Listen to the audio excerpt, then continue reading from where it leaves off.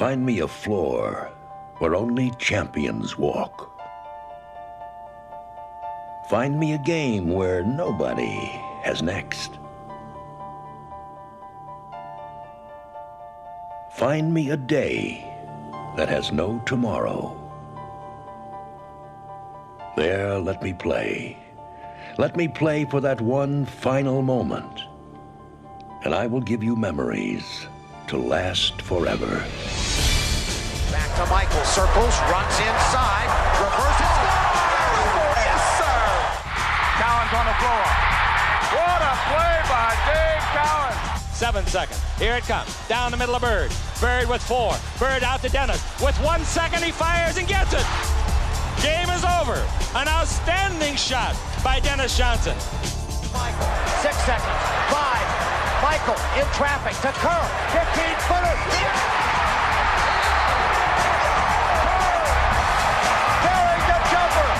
7, 6, 5. DeBusschere shoots.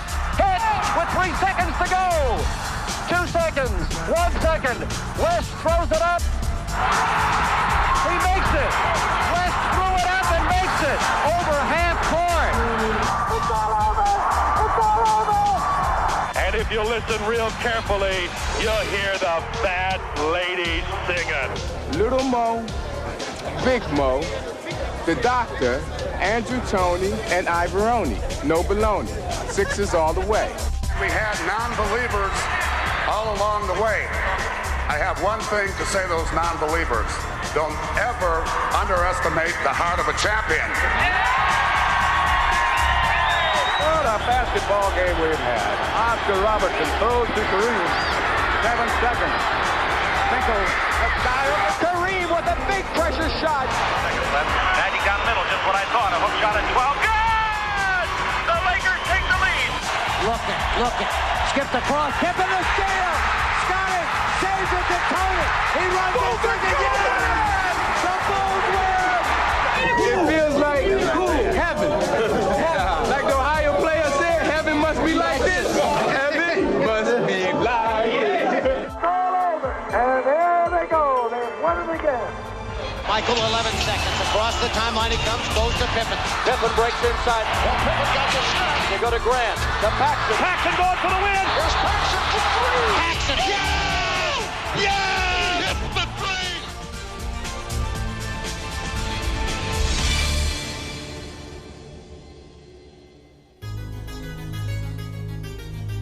No team has had more great finals moments than the Boston Celtics.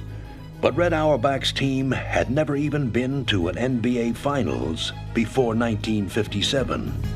The season they added a center named Bill Russell. Russell was born with a genius for the game and blessed with the physical gifts to go with it. He immediately transformed the Celtics from a good team into a great one, spearheading their defense and anchoring their fast break. I was a perfect fit for them because my game consists of doing things that made my teammates effective. If a guy's not a good defensive player, here's what you do. You approach him this way and send him to me. I'll be waiting for him. Just send him to me. Russell was not only the team's catalyst, he was their emotional leader. Russell used to become physically ill before every ball game, and if we heard that he wasn't ill that particular night, Red Auerbach would stand up and say, "Russ, go into the men's room and throw up." That's how much he gave of himself to win. Russell had unwavering confidence. He thought he was so good that we should win every single game that he played in. West all alone. Look at Russell come down. And what a play by Russell! Then sooner or later you began to feel the same way. But that was Russell's gift. Their teamwork was born of their undying belief in each other. And as they began to build an NBA dynasty, it was their mentality that created the fabled Celtic mystique. It's all over. The Boston Celtics are once again the world champions. Year after year, individual superstars would try to dethrone the Celtics. Future Hall of Famers like the Lakers' Jerry West and the high-flying Elgin Baylor. or the NBA's most dominating one-man force, Wilt Chamberlain of the Philadelphia 76ers. But year after year, the Celtics would find a five-man answer to every one-man problem. There were several occasions we thought we were going to win. We had an opportunity, but it just didn't happen. It's all over, and there they go. They've won it again. We had a mentality that we never lost a game. Time ran out on us because we always felt that we could win. And I think that having that type of mentality allows you to produce those miracle finishes. Greer's putting the ball on a play. He gets it out deep, and Havlicek steals it over to Sam Jones. Havlicek stole the ball. It's all over. It's all over. Boston won an amazing 10 NBA championships in Russell's first 12 years. But as the 1960s were drawing to a close, it appeared that the Celtics dynasty was dying out too. By 1969, Russell was 36 years old, the only holdover from the Celtics' first championship team. Even Red Auerbach had retired, leaving Russell as player-coach. Injured and aging, the Celtics limped to their worst regular season record in Russell's career. What seemed like a hopeless cause then looked impossible when the already powerful Lakers engineered a stunning trade in anticipation of finally defeating Russell and the Celtics in the finals. With guys like Jerry West and Elgin Baylor, I feel very, very happy that I'm being traded to a team that I believe may stand a chance to go down the record as one of the best teams in basketball ever. The drama wasn't so much whether Wilt and the Lakers could beat the Celtics in the finals, but whether the Celtics could make it there at all. They were even then being referred to as the old Celtics, but this were the ancient old Celtics. At that point in time, Russell was 36. They finished fourth in the regular season. They were going to be giving up the home court in each of the 3 rounds. There was no thought in anyone's mind they would get by the first opponent. It would be Russell's Celtics' last run at a championship, and they didn't need anyone else believing in them, as long as they believed in each other. One thing that we've always had in the Celtics is mutual respect.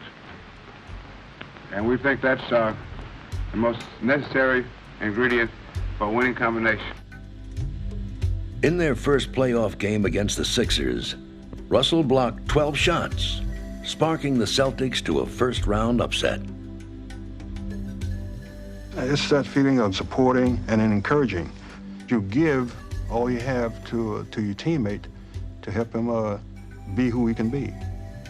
And that was certainly true about what Russell did for us on the court, and we gave it back. In the conference finals, the up-and-coming New York Knicks expected to walk over the Celtics. But Boston ran past their young rivals and all the way to the finals, where the heavily favored Lakers would be waiting for their golden opportunity. I don't think that when players come to the Celtics initially, they believe all that pride and, mystique and that type of thing. But with the Celtics, there was always a sense of we rather than I. The Lakers raced to a 2-0 series lead, but Boston relied on some old Celtic magic to battle back and even the series at 3 games apiece. The outside now to Sam Jones. He's good. Sam Jones. By Game 7, the doubts were becoming as familiar as the victories. I can't help but wonder, how do you feel about going into another 7th game, this time on somebody else's floor? We've done it before.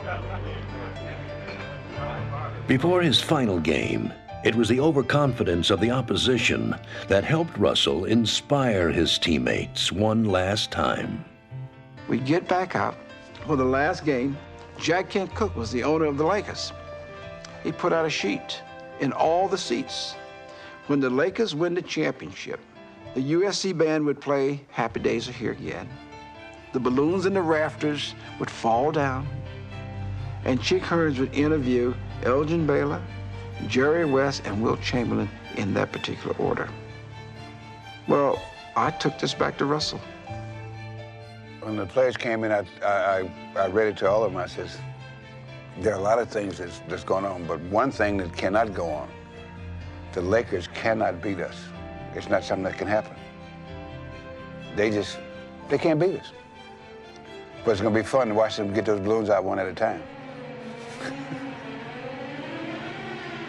Roused by their captain's words, Boston came out flying, surprising the younger Lakers by trying to outrun them and succeeding. The Celtics built a big lead, but as the doubters predicted, they began to tire, while LA stayed fresh. The Lakers mounted a furious comeback and were on the verge of finally defeating the Celtics. But they might have known that Boston would find one last moment of Celtic magic. Don Nelson made a shot that I've never seen in all the years of basketball. It hit the rim, and it must have gone up 15 feet and came right back down through the net. I mean, it was absolutely extraordinary. No way should we have lost to Boston. Just no way. I mean, I still don't know how we lost to Boston. It's a mystery to me. There was something about the Celtics that made it that they had to win. They willed themselves to victory that time. And then Russell walked off into the sunset. And the Celtics, they have done it again. A spectacular finish. Chris, I'm here with Bill Russell. Bill, this must have been a great win for you. Exactly. One more time.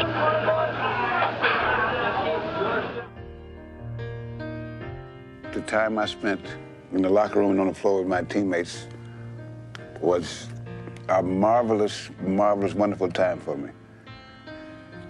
From there, I couldn't go to heaven because leaving there, going anyplace else was a step down. The Celtic mystique still filled the old Boston Garden in the 1970s with John Havlicek, Dave Cowens, and JoJo White as caretakers of the dynasty. In 1974, coach Tommy Heinsohn led Boston to its 12th NBA championship. In 1976, Lucky 13 looked like a sure thing, as the team that had practically written the history of the NBA would take on a team that had contributed only a curious footnote. When the Phoenix Suns joined the NBA in 1969, they took part in a coin toss to see who would get the first pick in the draft. The prize was Lou Alcindor, later Kareem Abdul-Jabbar. I call heads. The coin has come up tails. Within 2 years, Kareem had brought a championship to Milwaukee. The Suns got Neil Walk and 8 years of heartache. Then in '76, their fortunes changed. In the playoffs, rookie Alvin Adams and former Celtic guard Paul Westphal led Phoenix past the defending NBA champions. The Phoenix Suns beat the Golden State Warriors 94-86 to win the Western Conference Championship and now advance to the NBA Finals. In the Boston Garden, it looked like the Suns' luck had run out. Well, Boston blew them out the first 2 games, and it looked like this series was history over. Phoenix didn't have a chance. So down we go to Phoenix, and bingo. The Suns come up and even this series up at 2 games apiece. For Game 5, the teams returned to Boston, where the Celtics had the building, the fans, and history on their side. All the Suns had was the nerve to think they could walk in there and win. The thing that people remember most, and rightly so, is that 5th game. In the first quarter, the Celtics showed the Suns how big game basketball was played. This is Boston Celtic basketball at its best. Suns have turned it over 4 early times. Woods with a beautiful play, took it from the sky. We had that game in the pocket because we had about a 20-point lead in the first half, I believe. Sobers gives it up on the turnover. Silas has got you-know-who, Hondo. Devastating first quarter. We had to call 3 timeouts in the first quarter, but I'll say one thing about that 76 team. They refused to quit. Down 16 at the half, the Suns began their charge. Ever so slowly, the Phoenix Suns clawing their way back into this game. By the end of 3 quarters, Boston's lead was dwindling. The Suns were beginning to run the Celtics out of their own building. But would they run out of time? are watching a team that finished only 2 games above 500 in the regular season battle for a championship. With a minute left and down by 5, Coach John McLeod looked to his one player with Celtic pedigree to handle the pressure on the parquet floor. Westfall turnaround. 94-91, Phoenix alive with 52 seconds and a 3-point Boston lead. So that was a big basket by Westfall. Kept his team in it, and Westfall knocks it away. Came around behind Charlie Scott. Here's Paul back down the other way. Paul Westfall puts it in. Westfall's scoring spree sent the game into overtime. There, with the score still tied, the Suns again tried to stare down history as the Celtics drew up the last play for their veteran playoff hero. Goes to Havlicek. In the corner. Fake. Fires. No good. A second 5-minute OT, and still the Phoenix Suns refuse to turn into pumpkins. For the Cinderella Suns, midnight was again fast approaching as the Celtics controlled the second overtime. Boston's fans were ready to finally celebrate, but Phoenix had other ideas. Carr gets it into Van Arsdale. Van trying to drive, shoot from the corner. It's good. 15 seconds to go. Phoenix down by 1. Here's a steal by Westfall to Van Arsdale to Perry. It won't go. Perry gets the rebound. Perry from the corner scores it. Curtis Perry scores it. 5 seconds to go. Oh, I don't believe it. I do not believe it. The Celtics drew up the potential game winner.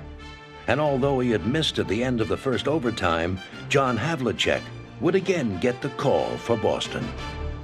The guy we were most concerned about was Havlicek. Well, I'll be a son of a gun if he didn't break loose. Havlicek. He's coming around to the left. The shot is good. The shot is good, and that's it. The ball game's over. The shot is good. When he hit the shot, we thought the ball game was over. The ball game is over. John Havlicek won it. We were actually in the locker room thinking we had won it. They say there's 1 second left. They say there's 1 second left. When Havlicek made the shot, I looked up at the clock and saw there were a couple seconds left. I asked Richie Powers if we called the timeout, if we could still advance the ball to half court. Do they have a timeout left, or have they used both of them? They didn't have any. And they got a technical foul. JoJo White made the technical, but now they could advance the ball to midcourt. Westfall's gamble gave Phoenix a final shot to tie the game. And now we come to the end of the second overtime with a couple of the most incredible turnarounds I have ever seen. Won't start until it's touched. They'll have to throw it up. Garher, turnaround, shot in the air. It's good. It's tied again. I don't believe it. It was like a miracle. Something happened, and it just stunned. Myself, I was stunned until the next day. Garher ties it. We'll go to the third overtime. Somebody up there is on our side. It's going through your mind, you know, that so-and-so made that shot. Why in the world didn't we do something? By the third overtime, notions of strategy gave way to hopes for survival. The Suns' Alvin Adams had fouled out, while the Celtics lost 3 starters to fouls, including Dave Cowens. But into the void stepped number 30, Glenn McDonald, a seldom used reserve and an unlikely hero in this unlikeliest of games. Underneath to McDonald, a fall away. Glenn McDonald!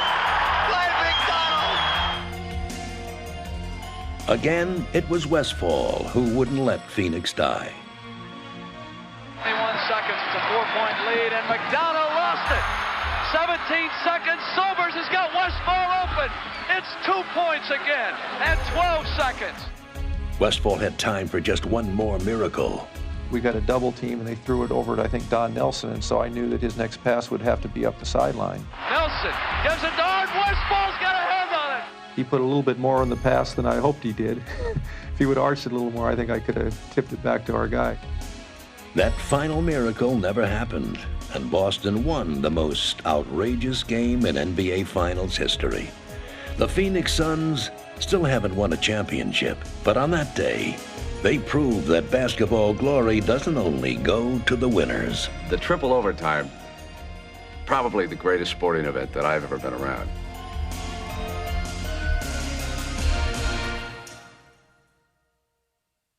The Los Angeles Lakers select Earvin Magic Johnson, Michigan State. When Magic Johnson joined the Lakers, the happiest man in town was Magic himself. I want you to know that this man has a smile that lights up a television screen from here to Bangor, Maine. In his very first NBA game, Magic supplied the flash, but when the game was on the line, the Lakers looked to their leader, Kareem Abdul-Jabbar. Ford sends it to Kareem. Skyhook up and good. Lakers win. I'm running over there, you know, full speed. I'm jumping up. I'm choking him. Yeah. Kareem Abdul-Jabbar has given the Los Angeles Lakers a victory. He turns, he's so serious. He said, Buck, we got 81 more games. Quit choking me. And Magic Johnson is out there celebrating like they just won the NCAA championship. There was one point I think that they really realized about me was that I was going to be doing that for 81 more games. Magic is straight down the middle, still going. Oh, highlight film. During the entire 1979-80 season, Magic infused a stoic Laker team with his enthusiasm. He won't let him up. But ironically, Magic's charisma overshadowed his play. People thought I was this flash, you know, I was, you know, a lot of flair. So people didn't think I could shoot from the outside. People didn't think I could really do a lot of things. The Lakers were still unquestionably Kareem's team. He was the NBA's most unstoppable offensive force and won his unprecedented 6th MVP award, carrying Magic and the Lakers into the NBA Finals. You seem like you're a little bit out of breath. I am. I'm so happy, you know, and later that I get a chance to play for the championship. It's beautiful. The other superstar in the finals wasn't Magic, but the Philadelphia 76ers' Julius Erving. The championship series was billed as a battle of NBA titans, Kareem versus Dr. J. Man, Dr. J was my hero. You know, he was a guy who you looked up to, so to play against your hero, it was definitely a dream come true. The Lakers provided no surprises in their strategy. Get the ball to Kareem and watch him skyhook the Sixers into submission. It got so bad, man, I went home, I was laying in bed, I was dreaming, oh no, not another hook shot, no, not another one. But every hook that landed brought a counterpunch from the doctor. Sixers, and they get inside, and unbelievable, Julius Erving hit it ringing underneath, and he still got the field goal. In the pivotal 5th game, with the teams tied at 2 games apiece, the series took an unexpected turn. Kareem turns underneath, puts it up and scores on a finger roll. 5, but Kareem's hurt. Kareem turned an ankle. Kareem is hurt. I don't think Kareem is going to be able to go anymore right now. But Kareem bravely played on and kept the Lakers in the game. He will try to play despite a painful sprained ankle. In the game's final critical seconds, the Lakers looked to their captain one more time. Lobbed to Kareem in behind. Kareem took a blow and made the basket and drew the foul. Kareem's heroics brought the Lakers to within 1 game of the championship, but it had come at a heavy price. Kareem's injury was too severe for him to play when the series returned to Philadelphia for Game 6. You know, we got the news that Kareem was not going to be able to play Game 6. And so, you know, nobody said too much at that particular time. I think that we were all like in shock and still like, man, you know, can't believe that he's not going to play. So we get on a plane to go to Philly. You know, we all got our favorite seats. And Kareem's seat was vacant. So I said, never fear, guys. Magic is here. And he said, and they looked at me like I was silly or something. Some young kid, like, you were right, okay. And so Magic on the airplane asked the coach, could I please start at center? And the coach kind of laughed at him, and I said to the coach, he's serious. I called my dad, and I said, Daddy, I said, I'm going to go back to my high school days. And he said, what are you talking about? I'm going to go back to being a scorer. I'm going to score tomorrow. I'm going to score a lot tomorrow.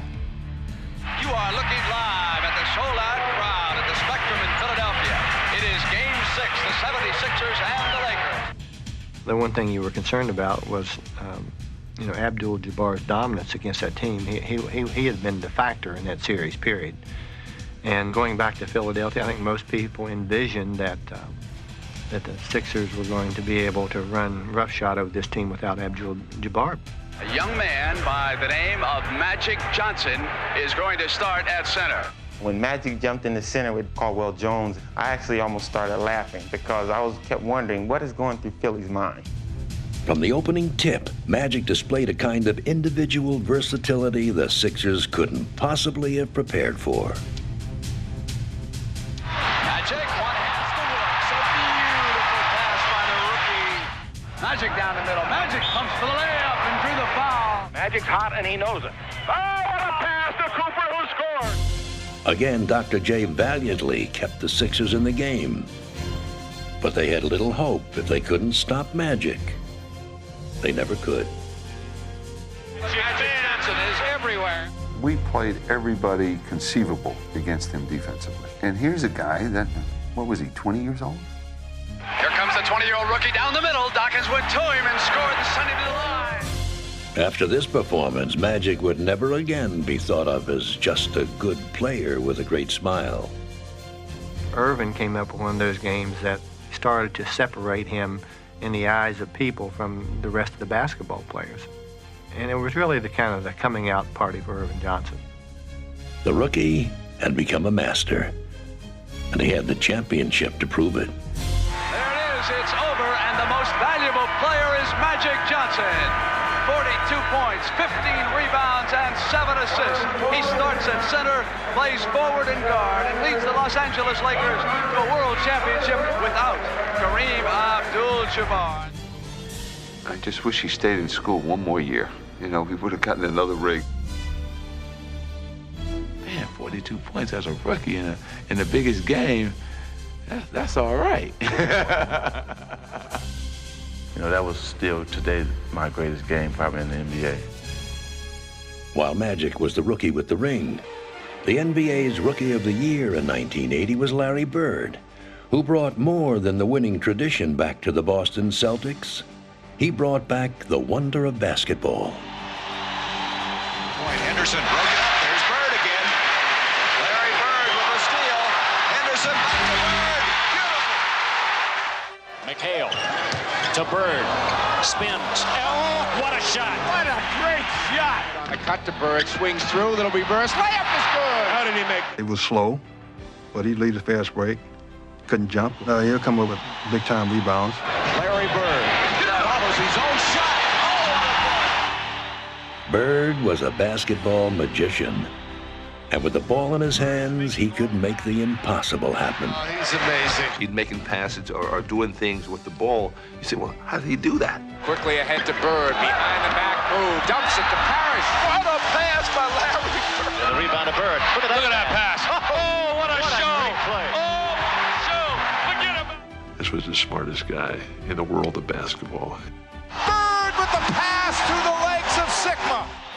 When the game was on the line, Bird was at his show-stopping best. Up fakes. Fires another three-pointer. Oh!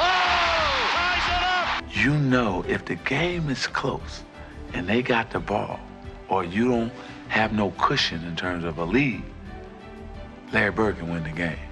Bird pops out, gets it on the sideline, goes baseline, throws it up and in.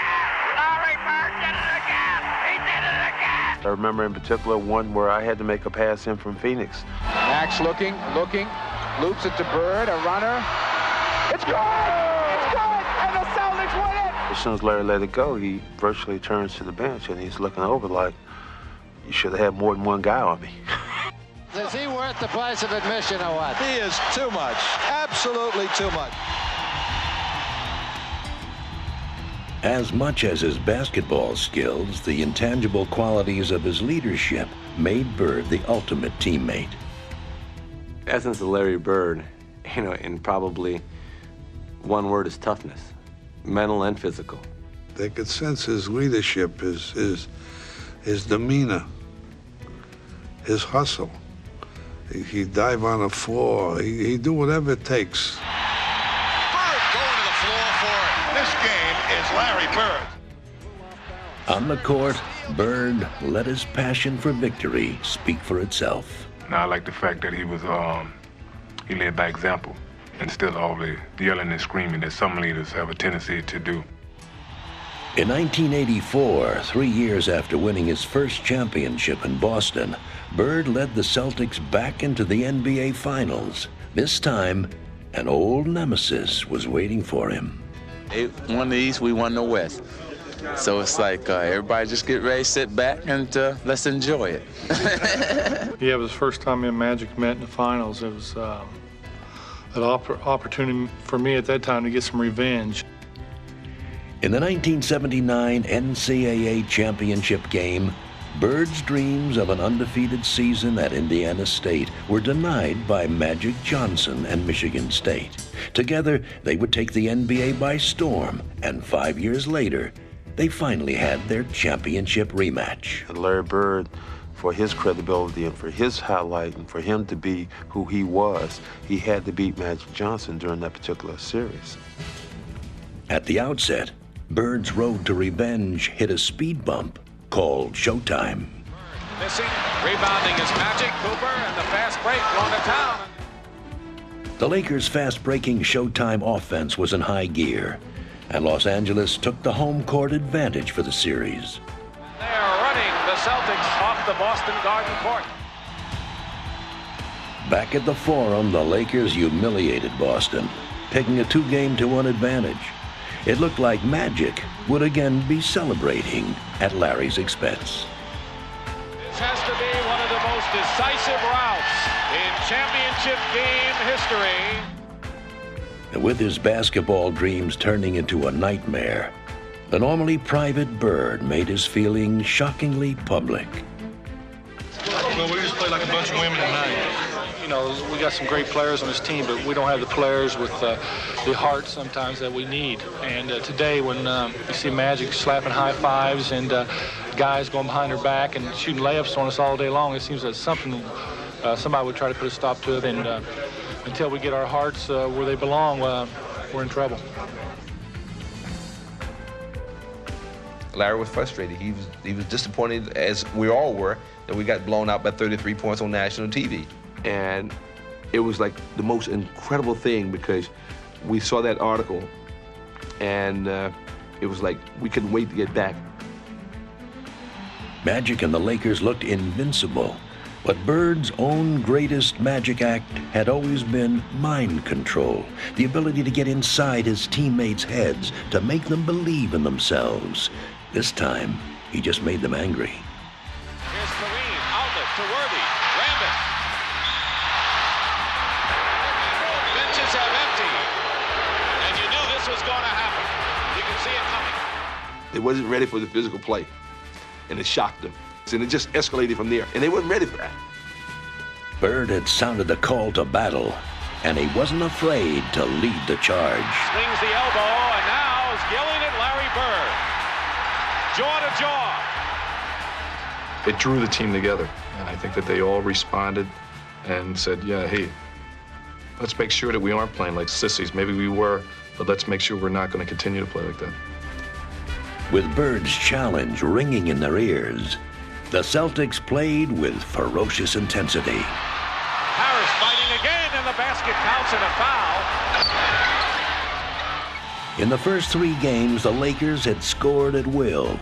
Now, they would pay for every point. Bird attacked the Lakers relentlessly. But Magic matched Larry's intensity. And the Lakers were determined to hold their ground. The decade's 2 defining players refused to back down. After 48 grueling minutes, this epic struggle had come down to a draw. Great players like Larry Bird and Magic Johnson love to be in this situation. Magic and Bird continued their duel in overtime.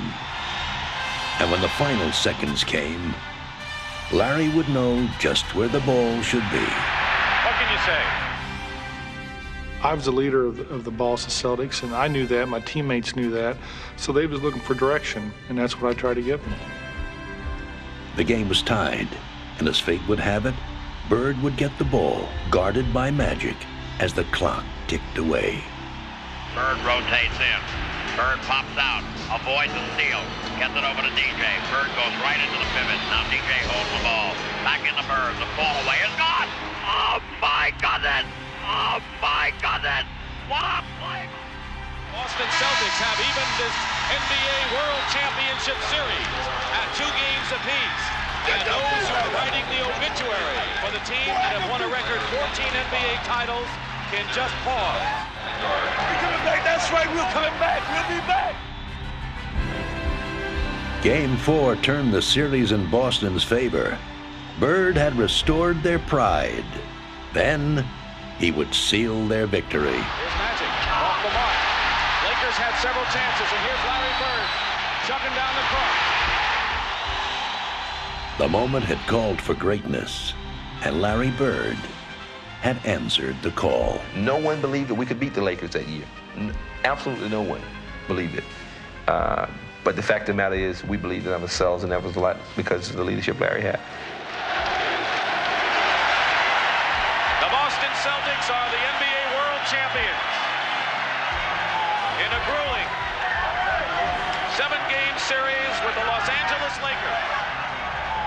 I told Larry Bird, the way you played in that series, the way you conducted yourself and the way you played made me proud to be a Celtic.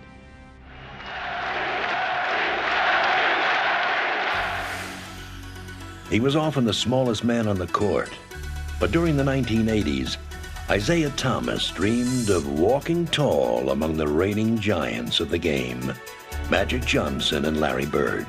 Well, I think he already thought he was like them. I don't think there's any question. He thought he was, and he was, a great player.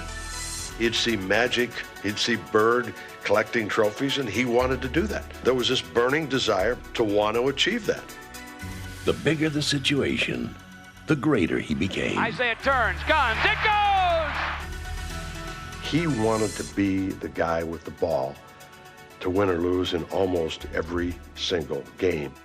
Here's Isiah. Let's see what we got. All the way up. Go!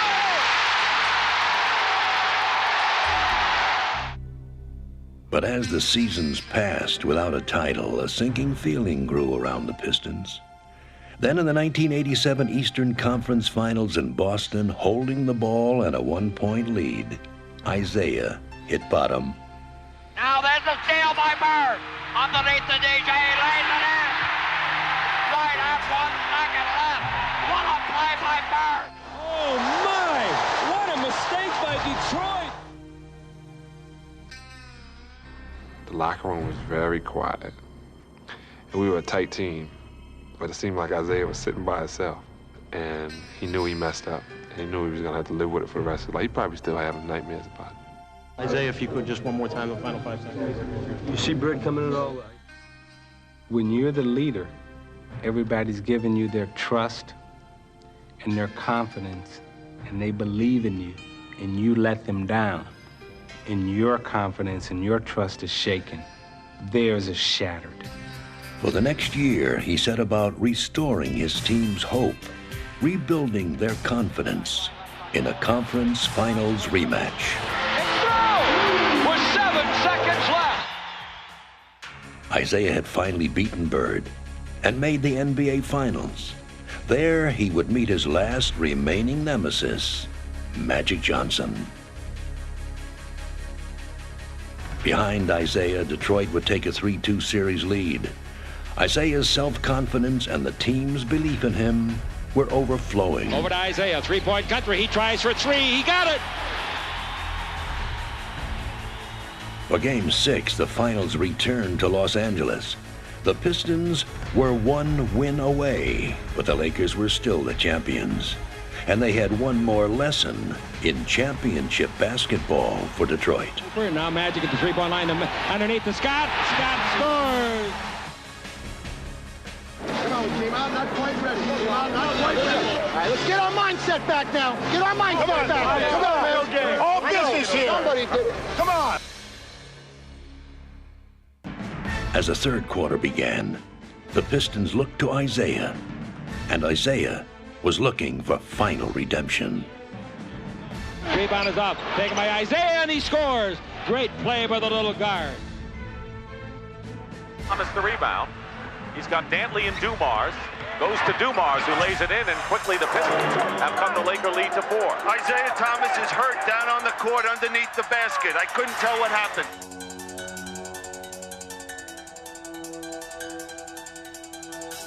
When I sprained my ankle, I was so angry because all the hard work that I put in, the dedication, and I remember laying there on that floor, you know, wincing in pain of seeing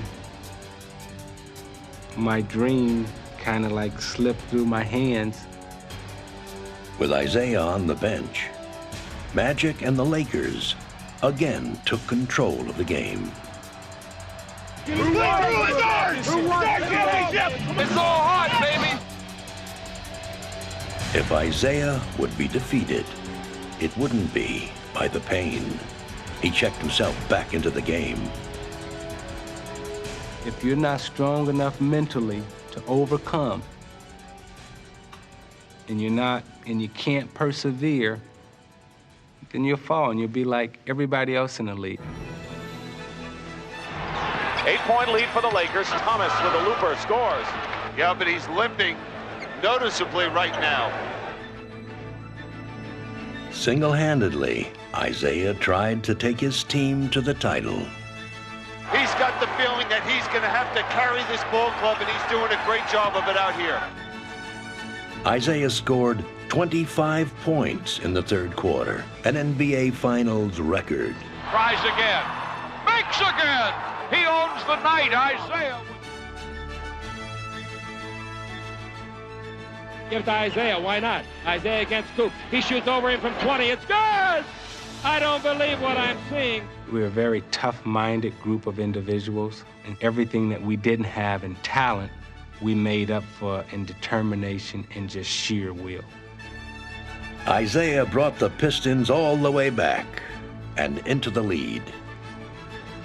He is just showing so much heart and determination for the Pistons. But in the end, the Lakers weren't ready to surrender their crown. It was a stunning loss for Detroit. But in defeat, Isaiah reached a level he had never been able to achieve in victory. It was the greatest game I've ever seen him play. He really just said, hey, I'm going to carry you on my shoulders. Come on for the ride. It was a loss that would turn the Pistons into winners. After that series, I think it was obvious to all of us with the Detroit Pistons that, okay, we're going to be world champions. It's just a matter of when and how many times. Detroit won the NBA championship each of the next 2 years. And you see, when we won championships, he was the guy that people were lifting up.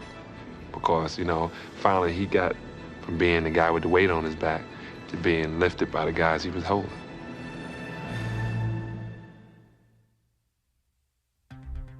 When the finals demanded, sometimes an entire team can rise to the occasion together.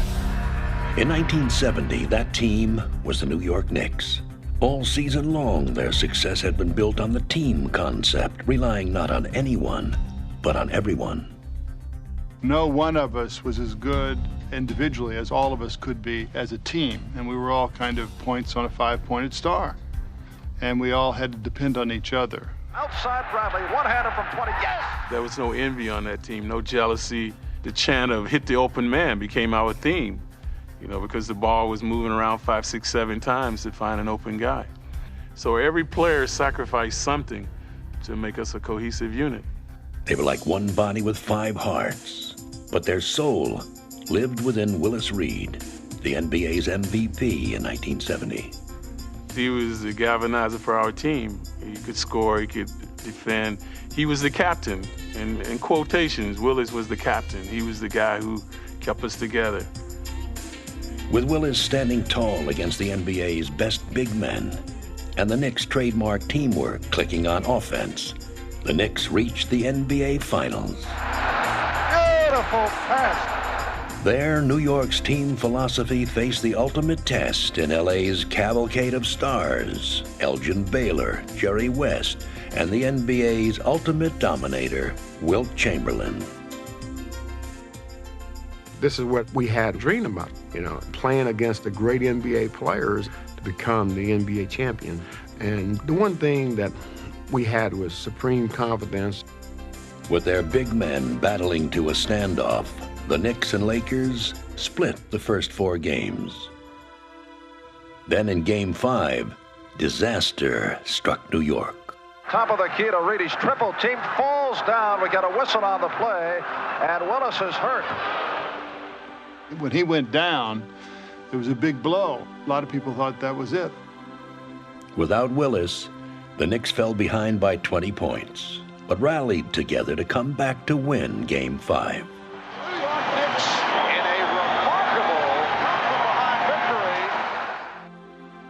With Willis still out of action, Game 6 produced no such miracles. Chamberlain scored 45 points, and the Lakers forced a decisive Game 7. Minutes before the final game, there was still no announcement whether Willis would play. Jack, 19,500 fans here in New York City have yet to see Willis Reed at this hour of the evening. Coming back to New York, 7th game, will Willis play? That's the question. Will Willis play? Only when I went to the Garden did I found out that it was dubious as to whether he would play. So there goes the championship. Because without him, I didn't think we could win at all. I remember just before we took the floor, I said to him, "We only need you for a couple of minutes, big guy."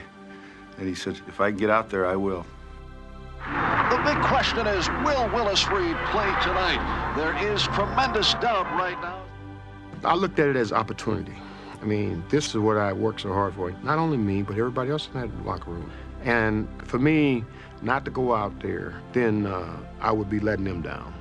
I wasn't going to let that happen. Here comes Willis, and the crowd is going wild. When he did that, we said, yeah, the captain is ready.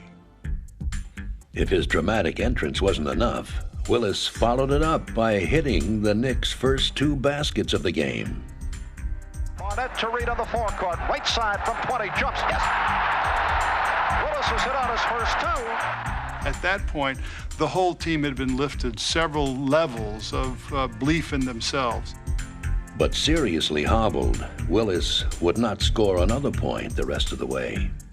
Coach Red Holzman needed the other Knicks to finish what the captain had started. He said, "Hey guys, I don't care if Willis play or not, we've got to play." So Red told me to start to look to do more. To the top of the key, loses to Frazier, racing ahead of the field. Frazier made the steal. Fueled by the coach's words and the captain's courage, Walt Clyde Frazier took over. Frazier cuts to his left, now stops and jumps, yes! Frazier out of the backcourt, and Walt looking very cool, running one-hander, it's good! Walt Frazier had one of the most remarkable games of all time in the history of NBA championship play. Stolen by Frazier, down the lane with the floater, but it's good! Well, Willis provided the inspiration, and in a way, I provided the devastation. West across the midcourt, loses to Frazier, drives ahead of the field, down the lane, layup is good. Clyde had 36 points, 19 rebounds, and 7 assists, igniting a total team effort as the Knicks routed the Lakers and won their first NBA championship. It's loose, taken by Garrett of the Lakers. He bullets one down court, that is intercepted by the Busher. Fast break for the next to Busher on the drive. Leads Reardon, driving shot is good. It was like magic. What we thought wouldn't happen had happened because all of the investment that each of us made in each other throughout the year came together in that game when we surpassed our individual abilities to an extent that nobody thought was possible. That is it. The New York Knickerbockers have won the 1969-70 World Championship of Basketball. The champion Knicks remain a hallmark of team achievement in NBA history. But history can also be made by individuals. And the story of the NBA couldn't be told without one man, Michael Jordan. Here's a steal. Jordan going to the floor. That's why it's Jordan. Oh, give him a chance. Stepped it out to Jordan down the lane all the way. Oh, got an unbelievable ball. Jordan, who has it on the break, driving all the way in, throws it up. He puts it in on an amazing move. He was instantly the NBA's greatest showman. He would become the game's greatest competitor. The inbounds pass comes into Jordan. Here's Michael at the foul line. A shot on Elo. Good! The Bulls win it! They win it! In terms of my leadership and what I had to do on the basketball court, I was going to do whatever I had to do to win the game. Ultimately, Michael would rise highest in the NBA Finals.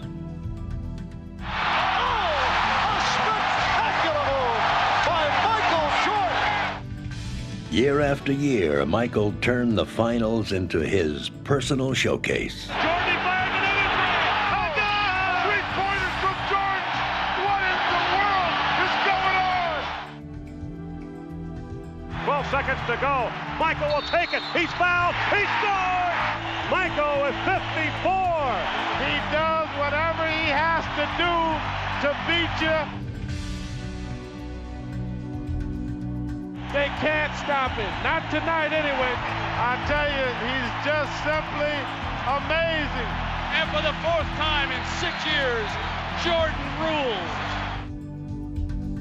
Bulls get a last chance. MJ, top of the circle against Russell. Michael hangs, fires, scores! Bulls win! He knocked it in at the buzzer. Bulls win! Yes! How many times has he done that? In their first 5 trips to the finals, the Bulls won 5 NBA championships, and Michael was named the finals MVP every time. You're going to have to cut Michael Jordan's heart out to beat him, because people don't understand that's his greatest talent. It's his inner guts and his inner heart as a competitor. In the 1998 finals, Michael and his superstar teammate Scottie Pippen showed no signs of loosening their grip on the trophy. Oh, yes, sir. Showtime. Michael Scottie. Looking invincible as they took a 3-1 advantage. Does anyone think that Michael Jordan will let this series out of the city of Chicago? Tonight was like an appetizer. Friday could be the entree.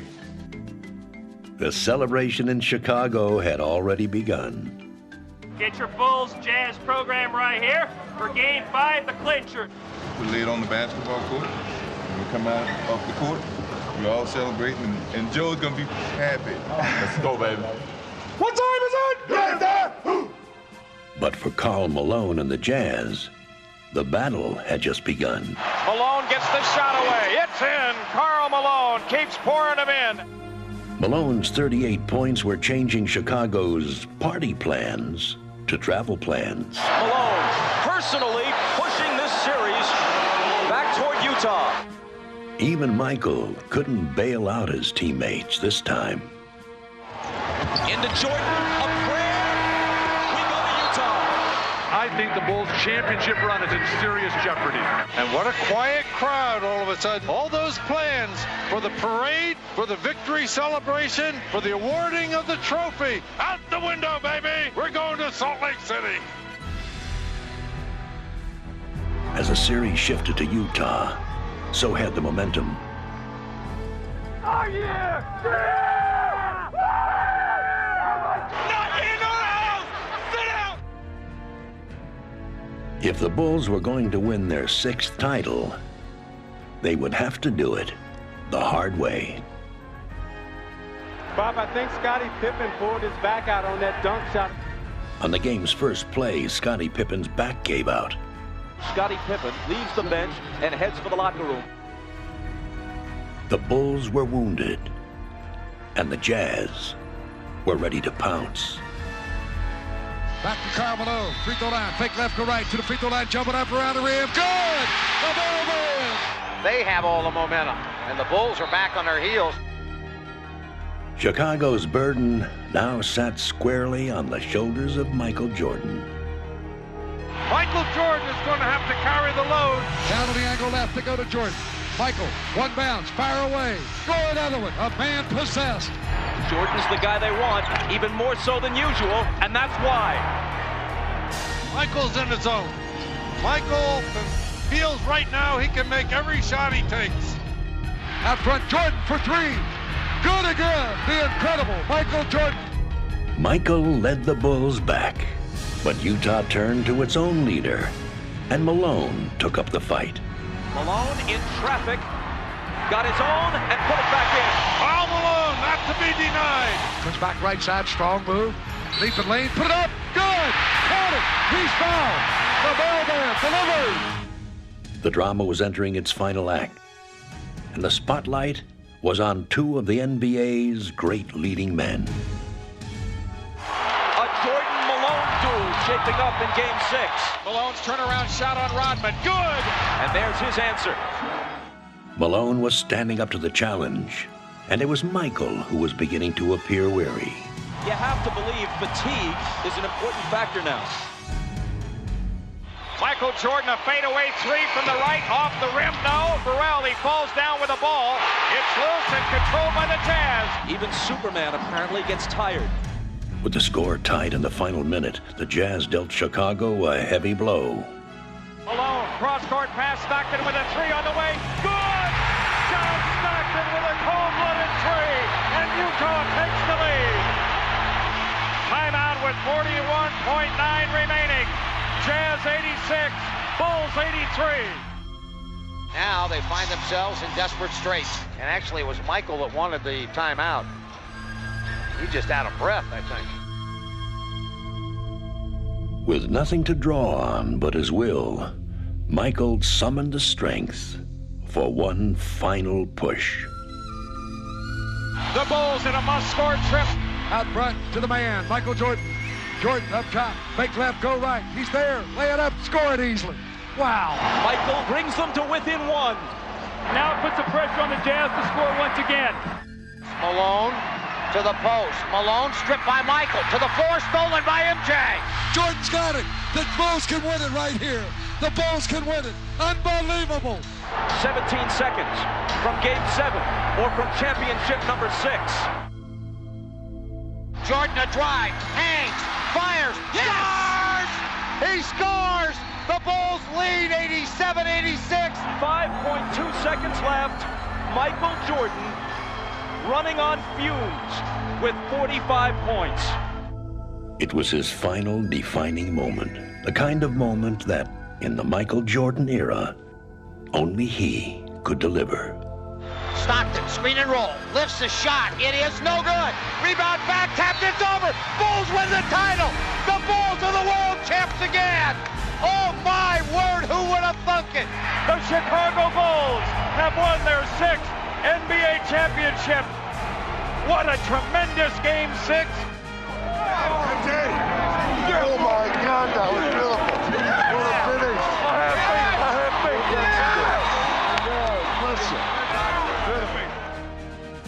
I'm just so happy to be a part of this. I mean, we just hopped on Michael's back, basically. The guy is a basketball god, and I'm glad he's on my team. He no longer needs to prove his case as the greatest player in NBA history. He just adds to it. And if this is the final chapter, what a way to close the book.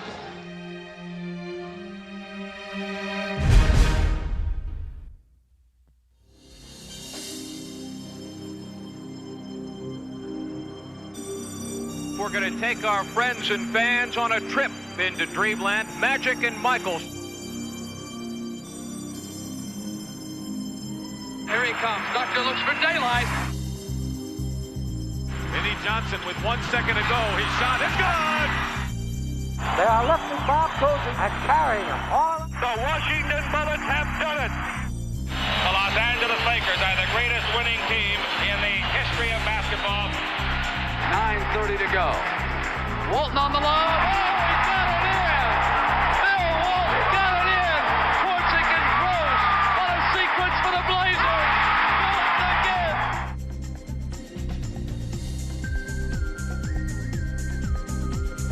And the steal by Jordan. Behind the back on Russell. He turned it around and finished it.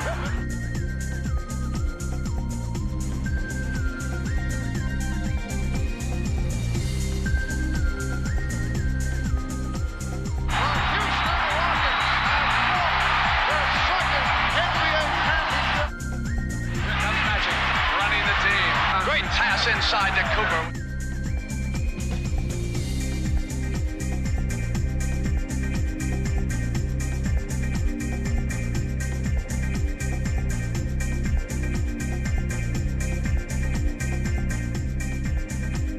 Back to KJ. He'll have to force a shot. He's blocked. It's blocked. The Supersonics win their first ever NBA championship. The Bulls have won it. Let the celebrations begin in Chicago. Yo, can't touch this. How'd I do?